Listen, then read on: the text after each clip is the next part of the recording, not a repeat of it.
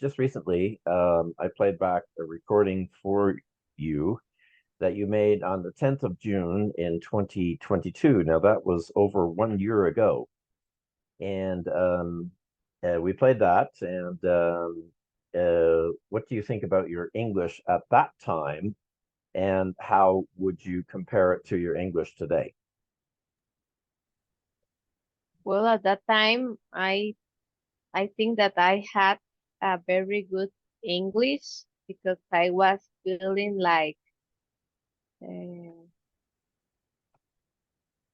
very encouraged to talk more in my Mm-hmm, meetings at work and in presentations and mm-hmm, everything. mm-hmm, So I feel very motivated about mm-hmm, my progress. mm-hmm, Now, I feel that I am through a lot of challenges in mm-hmm. my work.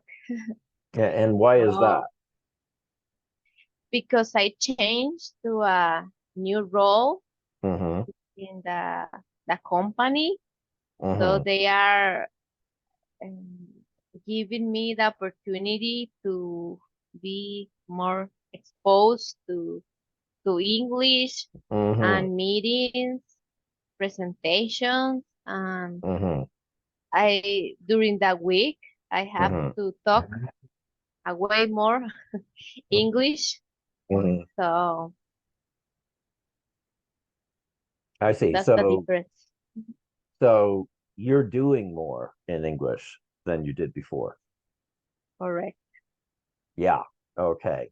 Um, yeah. So and now you're finding it frustrating, right? Yeah, I feel frustrated because in my previous role, I Mm-hmm, just had like one-on-ones with my boss that was from mm-hmm, US mm-hmm, and also a few meetings during the week with mm-hmm, control owners and other stakeholders. But mm-hmm, I had like a kind of a script with the mm-hmm, introduction and the questions that I did, mm-hmm, but now are different, the meetings that I need to attend to, mm-hmm, because it's like to seek for information and risk mm-hmm, and the processes. mm-hmm, So, and also like weekly touch points with the mm-hmm, stakeholders and presentation to mm-hmm, management that mm-hmm, before I was not exposed to this kind of mm-hmm. thing. So what you're doing now doesn't involve following the script, right? Sometimes, for Mm-hmm, example, the introduction mm-hmm, to a meeting, mm-hmm, like I am Carolina, I'm from internal audit, the mm-hmm, objective of the meeting is this, mm-hmm, but then the meeting, I need to improvise a lot during the uh-huh, meeting, depends uh-huh, of the direction that the meeting mm-hmm. takes. Yes, because And also anything anything during can the happen. present, Anything can happen in a meeting, right? correct, Right. Mm-hmm. correct. Right. And when they set a meeting, I can Mm-hmm. prepare about what I need to talk about. Mm-hmm. But sometimes we are using like the Scrum methodology, Mm-hmm. agile. Mm-hmm. Mm-hmm. So we have weekly meetings, and sometimes they put me on the spot Mm-hmm. to give a status on what I am doing. So I need to improvise. So no Mm-hmm. script for this kind of meeting. Mm-hmm. Yeah, okay. Well, but what you're doing right now is unscripted. I didn't tell you to prepare anything for this conversation we're having right now, and you're doing it without a script. Yeah, but probably the audience is different.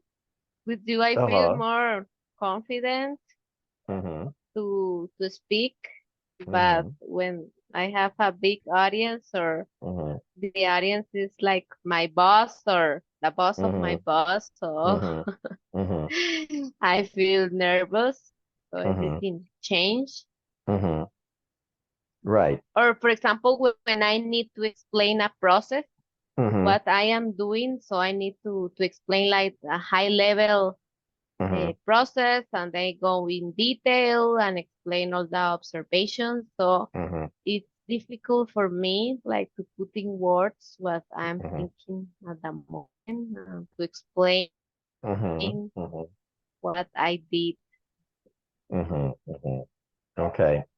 Well, I recently had a student, and he has to join in phone calls with multiple participants, and they're in English. And he just said to me, for a while there, I was struggling because I wasn't sure about my English, but um, now I don't care, and I just talk, whether it's right or it's wrong, and uh, and I just keep talking. He said it helps him. He stopped caring about his English, and that seemed to make it better for him. He's able to Wow. communicate, maybe not accurately, um, but the point is I think he said, I'm not going to worry about it. I'm just going to. I don't care what they think about me. Okay, then they're going to know that my English is bad. Okay, but that doesn't prevent me from communicating, right? Yeah, there are like a couple of things that I worry about. The first one is when I am talking or presenting and I realize that I made a mistake. For example, I say, What kind of mistake are you making? for example, the team were aware. So I realized, oh, the Oh, team was aware. So I go back and correct.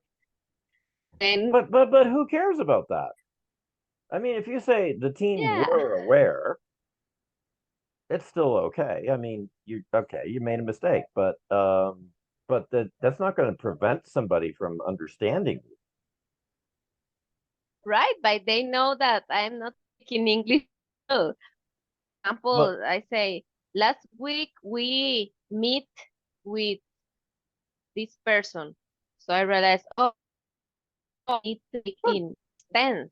yeah, but And just I a said second. that in past in present tense. Right, okay, but you don't need to worry about these things because how many Latinos are there in the United States who don't speak English perfectly? And people hear them all the time and they get their verb tenses mixed up. But does that prevent other people from understanding them? No. Most of the No, it time, no. doesn't. Okay, now you have to accept the fact that it's like you're in a room and everybody is extremely well dressed and you're just wearing jeans and a t-shirt. Okay, and jeans and a t-shirt are not as good as the other clothes that are around you, right? But everybody can see that. Okay, they see that you're wearing jeans and a t-shirt, and they're all wearing suits and ties and dresses, and their clothes are 10 times better than you. Okay, but they have a job to do, and you have a job to do, and you're doing it in jeans and t-shirt, but you can still get it done. Okay, because you're not going to be perfect in English, and I think they already know that. So okay, if you Yeah, say if probably you say I, were if you say were instead of was, so what? Stop worrying about it. yeah, probably I, uh, they are thinking of me. Or for Hey, example, sometimes I finish my presentation and they say like, "Oh, what was that?" Or "Can you explain the last point?" Or "I did okay. not understand the last sentence." So I say, I think like, "Oh, I'm not talking very well. I'm Well, not yeah, explaining but you can myself." you can explain it better. You can try again. I mean, if you make a mistake with me, And let's say I don't understand you, then I just ask you to explain it again. And you can probably do that in English. As a matter of fact, maybe the second time around, you won't say it in such a complicated way. Maybe you'll say it in an easier way to understand. Okay. Yeah, I think you have to accept your limitations and you have to be like this other student of mine who says, like, he just doesn't care about his English anymore. He has to talk and he talks the way that he talks, which is not perfect, but he can still get the job done. And if somebody doesn't understand him, then he relies on his skills at finding other ways to say things.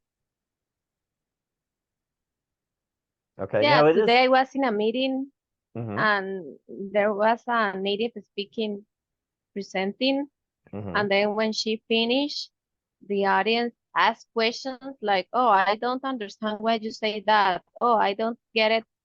Oh, there you So go. I was thinking, well, 'cause only me, not only me. It's not because of my English. Yeah, uh-huh, because it's actually quite normal to ask those types of questions. It doesn't necessarily mean that your English was bad. You may be trying to explain a difficult concept, and what you might not realize is that that difficult concept is difficult to explain whether you speak English perfectly or not. Okay, so yeah, and I mean, you work in an international company, right? Right? Okay, so they deal with people whose English is not perfect all the time. It would be very surprising if you're the first non-native speaker of English that they've ever had to deal with.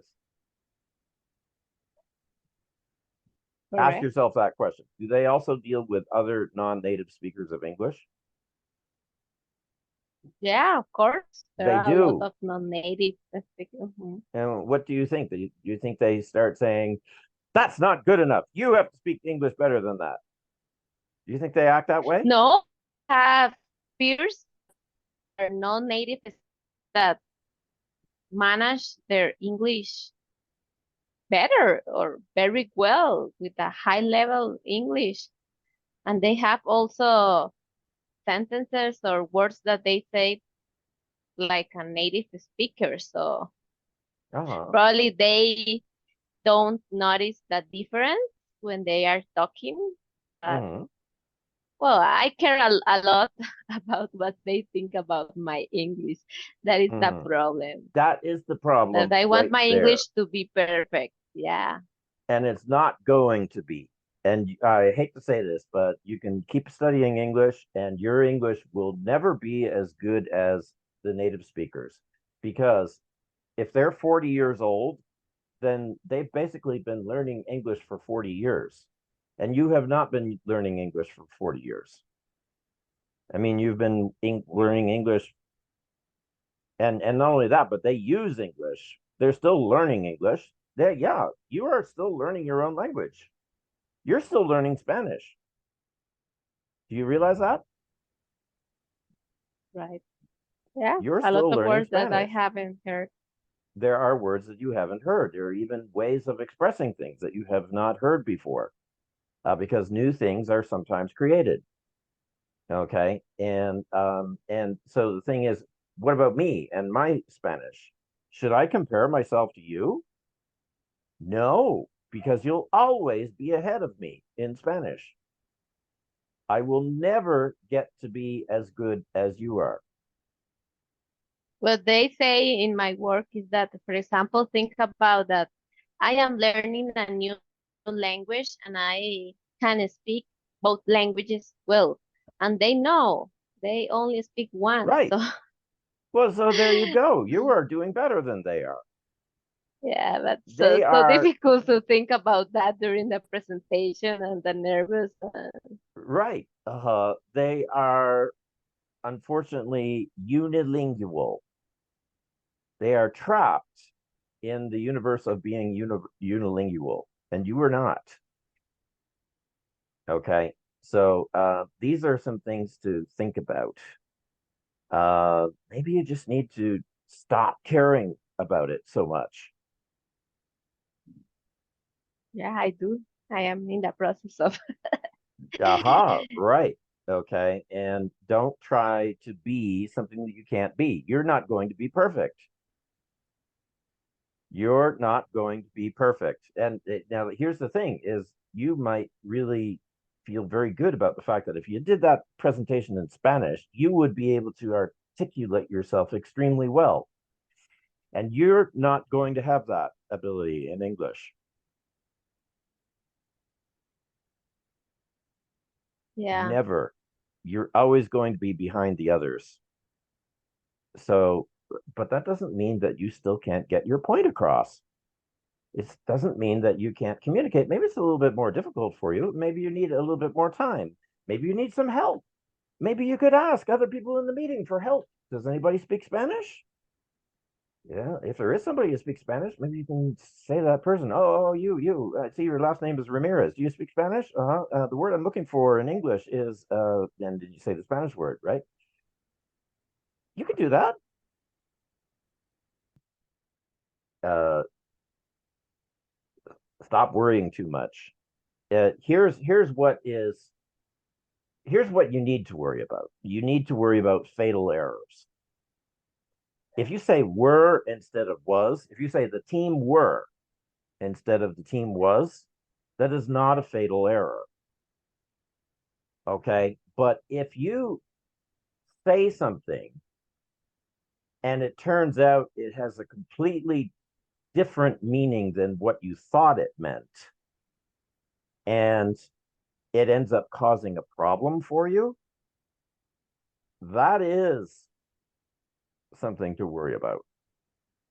No, Fatal so mistakes, most of the times are like simple, like conjugation, uh, right, the past tense, was, were, plural, right. singular, mistakes Generally like that. speaking, generally speaking, conjugation mistakes are not fatal mistakes.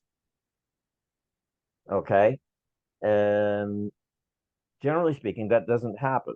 Okay. Or mixing up singular and plural. Okay. But there is something, for example, two expressions in English. One is to stop doing something, and another is to stop to do something. They have different meanings. And I don't know if you know this, but if you say one when you mean to say the other, that could cause a serious problem for you. To stop doing something is easy to understand because let's say you're working, okay? And if you stop working, okay, you don't work anymore, okay? But the other one looks like it means the same thing and it doesn't. To stop to do something means that you stop one thing in order to do another thing. Okay, so now if we use the word pay as the verb, to stop paying something has a completely different meaning than to stop paying someone has a completely different meaning than to stop to pay someone. Because to stop paying someone means that person's not going to get paid anymore. But to stop to pay someone means that you were doing something like working and you stopped that so you could make a payment to another Right. person. So as you Okay. can see, with one expression, the person gets the money, and with the other one, they don't get the money. So that could be a fatal mistake with serious Mm-hmm. consequences. Okay. No, usually no, not Okay. that kind of mistake. No, but those types of mistakes are rare. Okay. You might actually make one someday, and then you're going to find out. Could be trouble for you. Yeah. But they're not as common. Okay. And don't look at everything as a fatal mistake. That's the important thing. Do not look at everything as if it's a fatal mistake. Got it? Okay. I will try. Is that helpful? Yeah, very helpful. Ah, okay. Good. You need to change your Mine. mindset about this when you are doing presentations and things like that. Okay.